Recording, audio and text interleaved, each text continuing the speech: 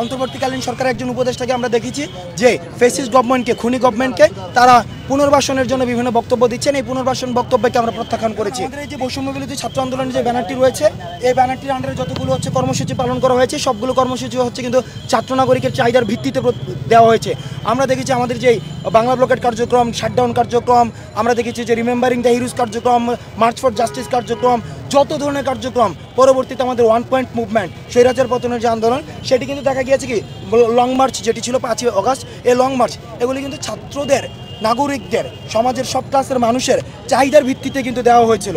অর্থাৎ সেই জায়গায় আমরা সমন্বয়ক যারা রয়েছি, আমরা সমন্বয়করা শুধুমাত্র সমন্বয় করেছি। আরেকটি জিনিস যদি আপনারা দেখেন, সেখানে আমাদেরকে যখন উঠিয়ে নিয়ে যায় তখন কিন্তু যাত্রাবাড়িতে, উত্তরাতে, বাংলাদেশের বিভিন্ন জায়গায় কিন্তু সমন্বয়ক ছাড়াও কিন্তু আন্দোলন হয়েছে। অর্থাৎ এই আন্দোলনের একটি গুরুত্বপূর্ণ বিষয় হচ্ছে সমন্বয়ক থাকছে কি থাকছে না সেটা মুখ্য না, মুখ্য হচ্ছে যদি নির্যাতন হয় সেখানে নির্যাতনের বিরুদ্ধে ছাত্র নাগরিক দাঁড়িয়ে যায়।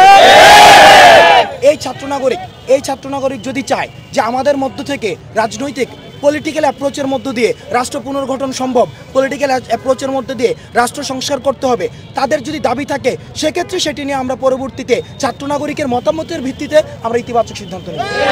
অপরাধ ট্রাইব্যুনালে খুনি হাসিনাকে প্রধান আসামি করে এবং এই ফ্যাসিজমকে যারা এতদিন পর্যন্ত যারা এই ফ্যাসিজমের যারা হচ্ছে বেনিফিশিয়ারি ছিল, তাদেরকে আসামি করে আন্তর্জাতিক অপরাধ ট্রাইব্যুনালে মামলা দায়ের করতে হবে। তৃতীয়ত, মিডিয়া কর্মীদের কাছে আমাদের আহ্বান থাকবে, যারা এই ফ্যাসিস্ট গভর্নমেন্টকে এতদিন পর্যন্ত সার্ভ করেছে, টিকিয়ে রেখেছে, বিভাজনের রাজনীতি বিদ্যমান করে যারা এই ফ্যাসিস্ট গভর্নমেন্টকে সেবা দিয়েছে, তাদের খবর যেন প্রচার করে মানুষকে বিভ্রান্ত করা না হয়, সেই জায়গাতে জনগণ আমরা মিডিয়া কর্মীদের